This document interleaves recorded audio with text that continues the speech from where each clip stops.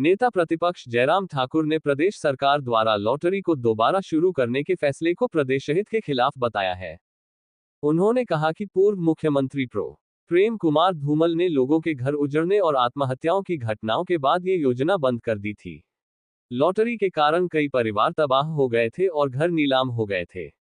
वीरभद्र सिंह सरकार ने भी इसे बंद किया था। इससे पूर्व बीजेपी सरकार में भी कुछ लोगों ने लॉटरी को शुरू करने का ऑफर दिया था। सरकार ने उन लोगों से मिलना ही बंद कर दिया, लेकिन अब सुक्खू सरकार ने पंजाब में डील कर फिर से इसे शुरू करने का निर्णय लिया है। जयराम ठाकुर ने दावा किया कि इस योजना को दोबारा शुरू करने के पीछे कोई और ताकत काम कर रही है। उन्होंने कहा कि उनके मुख्यमंत्री रहते हुए भी लॉटरी शुरू करने का दबाव बनाया गया था, लेकिन मैंने इसे जनता के हित में स्वीकार नहीं किया। भाजपा इसको लेकर सुक्खू सरकार के खिलाफ सड़कों पर उतरकर भी विरोध करेगी। पंजाब दस्तक के लिए सुरेंद्र राणा की रिपोर्ट। उससे रेवेन्यू जनरेट होगा, रेवेन्यू जनरेट होने से प्रदेश की आय बढ़ेगी, आय बढ़ेगी, प्रदेश में विकास कार्य शुरू करने के लिए हम आगे बढ़ सकते हैं। मुझे लगता है कि बहुत दुर्भाग्यपूर्ण है जिस तरह की सोच वर्तमान सरकार की हो गई है। हिमाचल प्रदेश में लॉटरी इस कारण से बंद की थी, आदरणीय धूमल जी ने बंद की थी।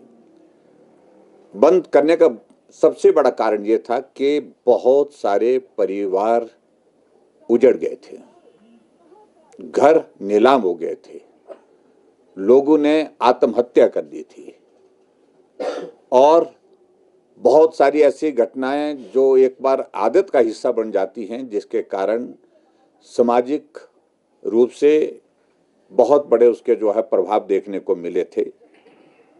प्रदेश आगे बढ़े, प्रदेश की आय बढ़े, ये आवश्यक जरूर है, लेकिन प्रदेश की जिंदगी तबाह हो जाए, लोगों के घर बिक जाए, लोग घर को नीलाम करने की स्थिति में हो जाए, तो ये सोच के साथ प्रदेश की आय बढ़ाना मुझे लगता है कि बहुत ही गलत सोच है।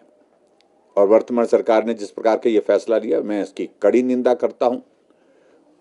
और ये भी आपको मालूम है कि धूमल जी के इस फैसले के पश्चात वीरभद्र सिंह जी ने फिर से शुरू की थी, लेकिन आखिरकार फिर भी उनको जो है गुड सेंस जो है प्रवेल कर गई। उन्होंने कहा कि नहीं, ये उचित नहीं है, ये प्रदेश हित में उचित नहीं, हम साधन कम होंगे चल सकता है, लेकिन प्रदेश के लोगों की के लिए हम ऐसी स्थिति पैदा करें, ऐसे हालात पैदा करें जिसके कारण वो आत्महत्या करने पर भी वश हो जाए, जिसके कारण जो है वो उनके घर नीलाम होने की स्थिति आ जाए, तो ये करना उचित नहीं है। इसलिए उन्होंने भी विचार करने के बाद उसको बंद कर दिया।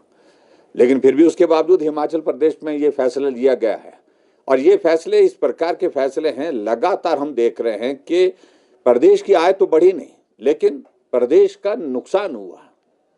आते ही कहा था हम वाटर सेस लगाएंगे, क्या उससे इनकम हुई? कहाँ वाटर सेस लगा?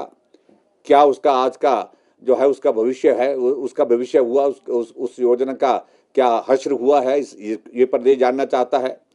फिर कहा कि एक्साइज पॉलिसी में हमने बहुत बड़ी इंक्रीज कर दी, रेवेन्यू में बहुत बड़ी इंक्रीज की।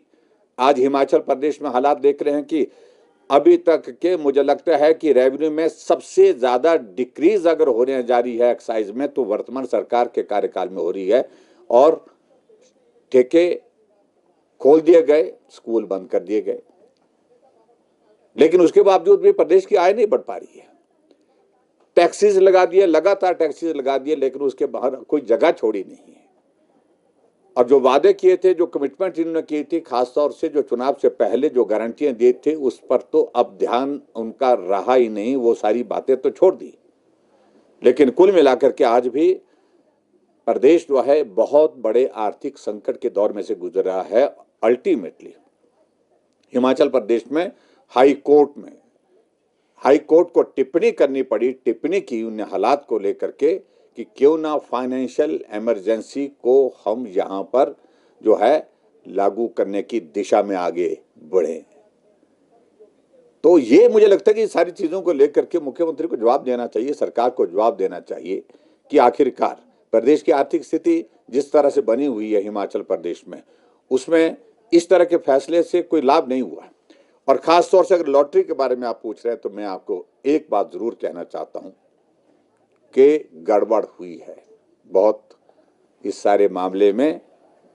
पर्दे के पीछे और है। यही लॉटरी की लॉबी बहुत ज़्यादा दबाव, बहुत ज़्यादा प्रभाव हमारी सरकार के ऊपर डालने की कोशिश कर रही थी, लगातार कोशिश कर रही थी, लेकिन हमने इनकी एंट्री बंद कर दी, इनको मिलना बंद कर दिया।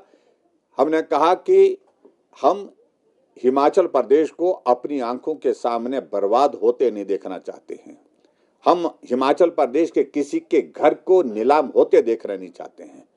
और अभी जो इस लॉबी ने सरकार के ऊपर प्रभाव डाल करके जो हमें जानकारी मिली है, इसके पीछे बहुत बड़ा कारण है कि उस लॉबी ने बहुत बड़ा जो है वो जिसको हम कह सकते हैं कि सरकार के ऊपर प्रभाव डाल करके, दबाव डाल करके ऐसी स्थिति पैदा कर दी है जिसमें बहुत सारी चीज़ों को लेकर के प्रश्न खड़े हुए हैं कि आखिरकार हिमाचल प्रदेश में ये लॉटरी लागू हुई तो सौदा कहाँ हुआ, किसके साथ हुआ, कितने में हुआ, ये एक बहुत बड़ा प्रश्न है। और वर्तमान सरकार तो यही सब कर रही है। इस चीज़ के बिना कोई चीज़ हो नहीं रही आज की तारीख में। और जो मालूम पड़ रहे हैं, ठौर ठिकाने भी मालूम पड़ रहे हैं, हिमाचल नहीं, हिमाचल से बाहर पंजाब में ठिकाने जहाँ ये सारी चीज़ें तय हुई, जब वह सारी चीज़ें जो है अमली जामा इसका बनाया गया।